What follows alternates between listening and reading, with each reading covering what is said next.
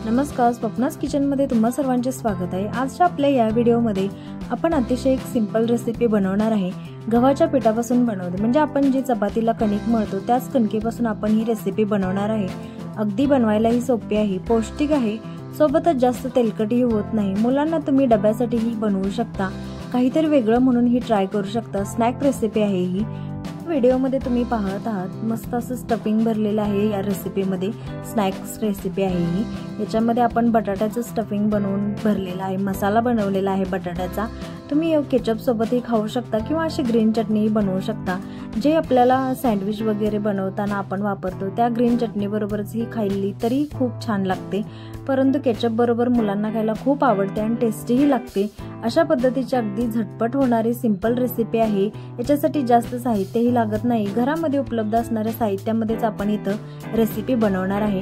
त्याच्यासाठी मी इथं 3 बटाटे उकडून घेतलेले आहे, जिची साल काढून घेतलेली आहे। कोथिंबीर बारीक चिरून घेतलेली आहे भरपूर अशी।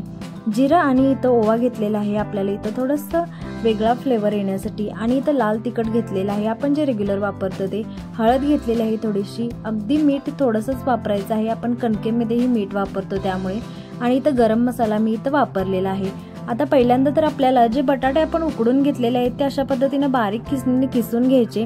तुम्ही मॅशही करून घेऊ शकता, परंतु किसून घेतल्यानंतर आपल्याला स्टफिंग भरताना म्हणजे स्नॅक बनवत असताना स्टफिंग भरण्यासाठी सोपं जातं, व्यवस्थित पसरवायला मदत होते। म्हणून अशा पद्धतीने मी बारीक किसणीच्या मदतीने असं सगळे बटाटे किसून घेत आहे। याच्यामध्ये आपण बटाटे किसून झाल्यानंतर अशा पद्धतीने मी बारीक किसणीने किसून घेतलेला आहे, अगदी मऊसूत असं मॅश करून घ्यायचं आहे। आता सोबतच आपण इथे एक कांदा वापरणार आहे या स्टफिंग मध्ये, ऑप्शनल आहे। मी तर कांदा वापरत आहे, कांद्याचाही फ्लेवर म्हणजे स्टफिंग मध्ये छान लागतो। सोबतच जरासं इथं मी आलं लसूणची बारीक अशी चेचून पेस्ट बनवून घेतलेली आहे, तुम्ही मिक्सर मध्येही बनवू शकता। मी इथं खलबत्त्यामध्ये चेचून घेतलेली आहे। आणि कांदा अशा पद्धतीने एकदम बारीक चिरून घ्यायचा, जेणेकरून आपण ज्या वेळेस स्टफिंग बनवतो म्हणजे आपण चपाती बनवून त्याच्यावरती हे स्टफ करणार आहे मसाला, त्यामुळेच इथं आपल्याला कांदा एकदम बारीक चिरून घ्यायला लागणार आहे। सोबतच आपण जे मसाले घेतलेले आहेत सर्व मसाले याच्यामध्ये मिक्स करून घ्यायचं आणि एक बटाट्याचा मसाला आपण बनवून घेणार आहे।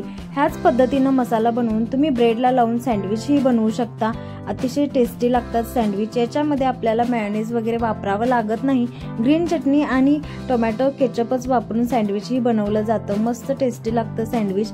परंतु इथं आपण ब्रेडचा अजिबात वापर करणार नाही, चपातीच्या कणकेपासूनच आपण इथं आज नाश्ता बनवणार आहे। मुलांना हेल्दीही होतो आणि काहीतरी चटपटीत आणि पोटभरीचाही नाश्ता बनवून तयार होतो। चपातीची कणिक वापरल्यामुळे मुलांचं पोटही भरलं जातं आणि हेल्दी स्नॅक्सही बनवला जातो। सोबतच त्यांना डब्यामध्ये खायला काहीतरी वेगळंही होतं आणि डबाही पूर्णपणे मुलं आपले संपवून आणतात। म्हणून या उद्देशानं हा नवीन नाश्ता तुम्ही नक्की बनवून ट्राय करू शकता। रेसिपी आवडल्यास व्हिडिओला नक्की लाईक करा, शेअर करा आणि कमेंट करायलाही विसरू नका रेसिपी कशी वाटली ते। अशाच सिंपल रेसिपींसाठी आपल्या चॅनलला नक्की सबस्क्राईब करा। आता इथं आपला बटाट्याचा मसाला बनवून तयार झालेला आहे, अगदी असं चटपटीत दिसतही आहे। अशा पद्धतीनं मी 2 रोल बनवून घेणार आहेत 2 चपातीपासून, तेवढ्यासाठी एवढा मसाला मी बाजूला काढून घेतलेला आहे।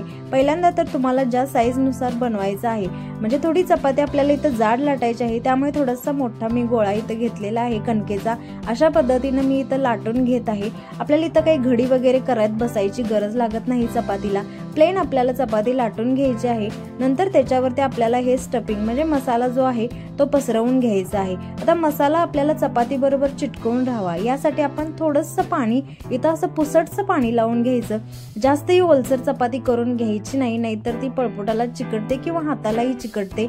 जास्त चिकट होऊ नये यासाठी आपल्याला फक्त हातानं थोडंसं पाणी असं पुसटचं चपातीला पुसून घ्यायचं। नंतर आपण जो मसाला बनवून घेतलेला आहे तो अशा पद्धतीनं हा बटाट्याचा मसाला चपातीवरती पसरवून घ्यायचा। चमच्याच्या मदतीनं पटकन पसरवला जातो, हाताला चिकट होत नाही, म्हणून मी इथं चमच्याच्या मदतीनं तिथं पसरवून घेत आहे। आता तुम्ही इथं तुमच्या आवडीनुसार स्टफिंग कमी जास्त प्रमाण करू शकता।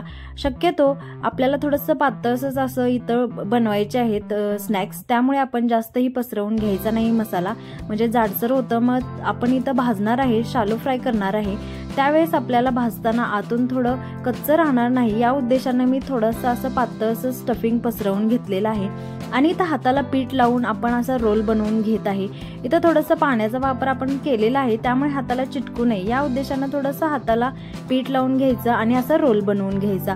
असं थोडंसं घट्ट होण्यासाठी आपण इथं थोडंसं लाटल्यासारखं करून घ्यायचा आणि साईडला आपलं स्टफिंग म्हणजे बटाट्याचा मसाला आलेला नाहीये त्यामुळे आपण तो बाजू आपण काढून टाकणार आहे आणि आपलं व्यवस्थित आपण ज्याप्रमाणे भाकरवडीला काप केले जातात त्याचप्रमाणे इथं आपण काप करून घेणार आहे।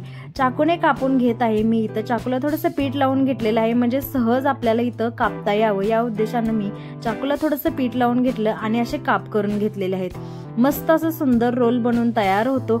सेम भाकरवडी सारखी याचा शेप बनून तयार होतो आणि दिसायला इतकं सुंदर दिसतो की मुलं पाहता क्षणी खायला घेतात, त्यांना जास्त मागही लागायची गरज पडत नाही की खा बाबा।